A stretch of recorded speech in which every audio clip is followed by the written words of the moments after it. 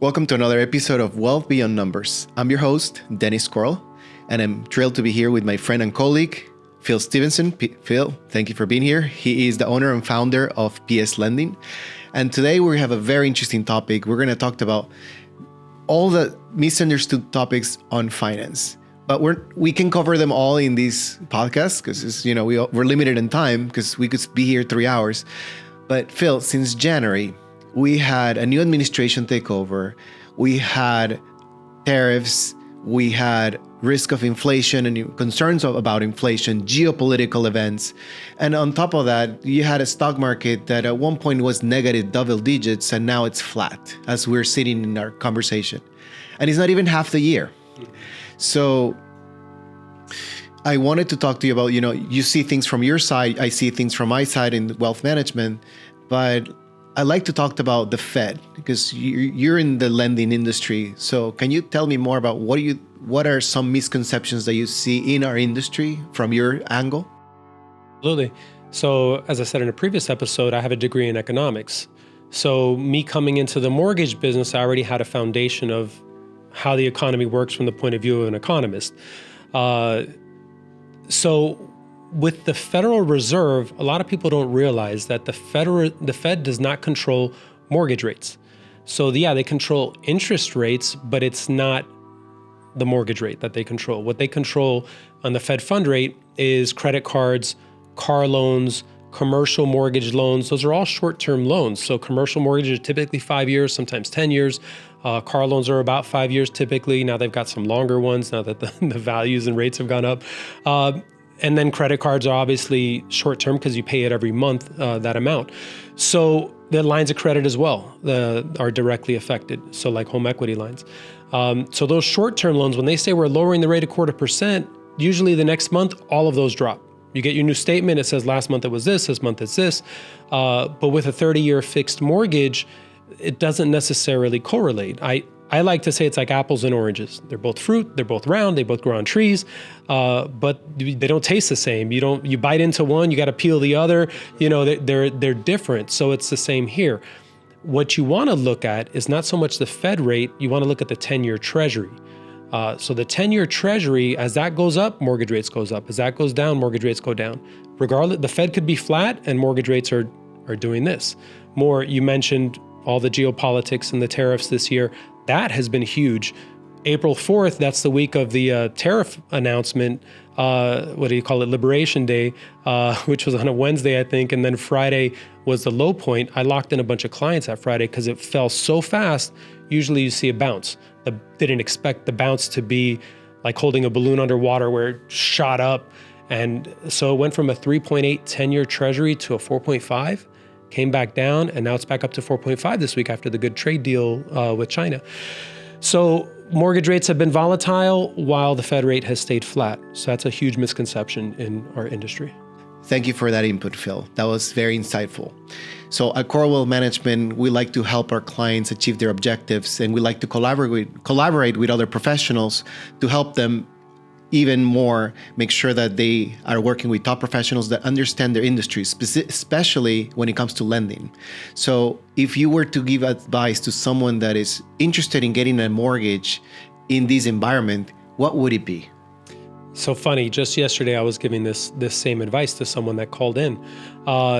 He said, he's a fellow veteran, I'm a veteran, and he's looking at a VA loan.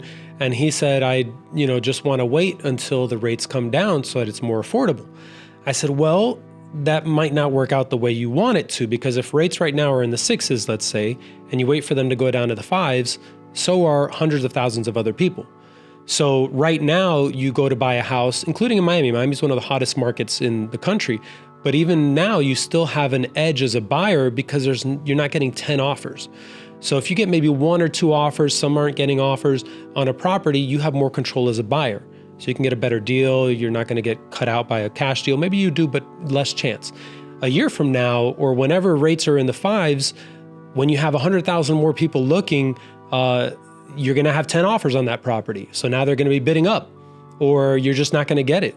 So are you saving money by waiting, or do you buy the property now, as we say, marry the house, but date the rate? You just refinance it later when rates come down.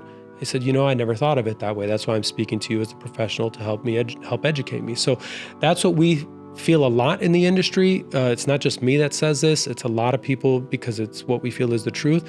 And what I sometimes suspect is that the clients might feel like we're just trying to make a commission out of it, but that's not me.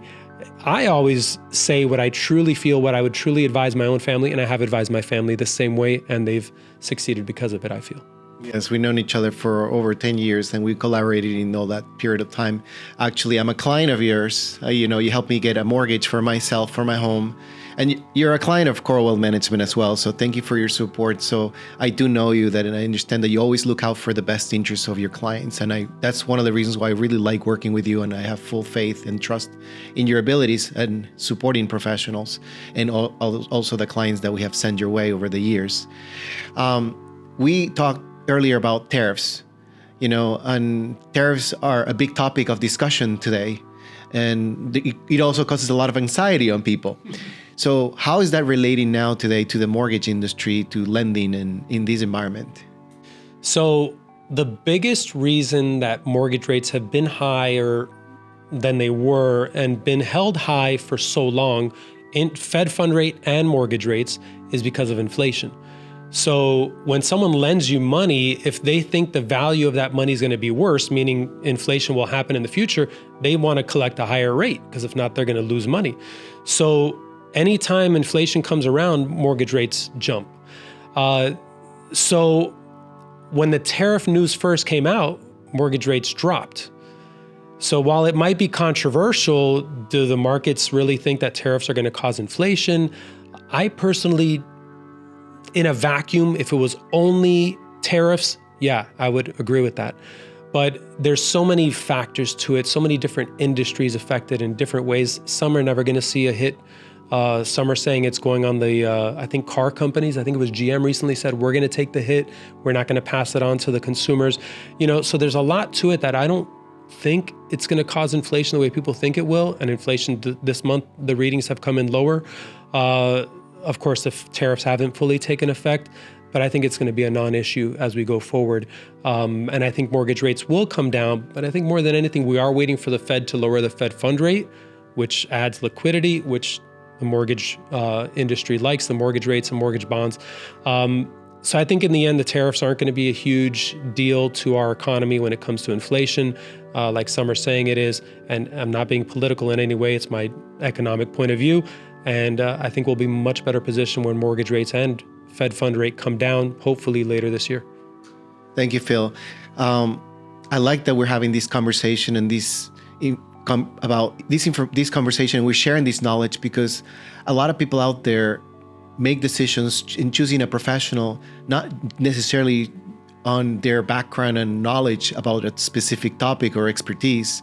So I'm glad that you're bringing this up because it's very important, not just to work with somebody that you like, but somebody that actually has the expertise, knowledge, and experience. And you and I have been doing this for over 10 years. So we can bring something to the table. And I think that's important and encouraging to mention that, don't just look up somebody that you just first found on Google or get your information off of the internet and then select that person. So I think that's also something that I like to bring up before we close out, because I think it's very relevant and important. So thank you.